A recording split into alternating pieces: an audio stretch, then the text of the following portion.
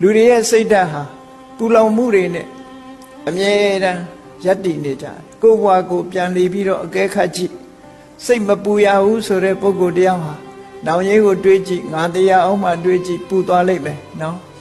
ပစ္စည်းဥစ္စာတွေအကုန်ထားခဲ့ရလိမ့်မယ်လို့တွေးကြည့်ပူသွားလိမ့်မယ်ဒီကြားထဲမှာလည်းအလိုမကျတဲ့ကိစ္စတွေနဲ့တွေးလိုက်တာနဲ့ပူရမယ်တေးသေးချာချာမသိဘဲနဲ့နေရင်သာမျက်ကန်းတစ်စီမကြောက်ဖြစ်နေမှာတကယ်တော့စိတ်ပူစရာကြီးတွေကြီးပဲအကုန်အဲ့ဒီစိတ်ပူနေမှုတွေဟာဘသူကြောင့်ပူတာလဲဆိုရင်ကိလေသာတွေကြောင့်ပူတယ်ဒါကြောင့်မို့မြတ်စွာဘုရားသာသနာမှာဒီမဂ္ဂင်၈ပါးဆိုဒီမှာသီလသမာဓိပညာဒီ၃မျိုးသာဖြစ်တယ်ပေါ့သီလပရိဘာဝိတောသမာဓိမဟာဘလောမဟာနိတံသောသီလနဲ့ထုံမွမ်းထားတဲ့သမာဓိဟာအစွမ်းထက်တယ်သမာဓိပရိဘာဝိတပညာ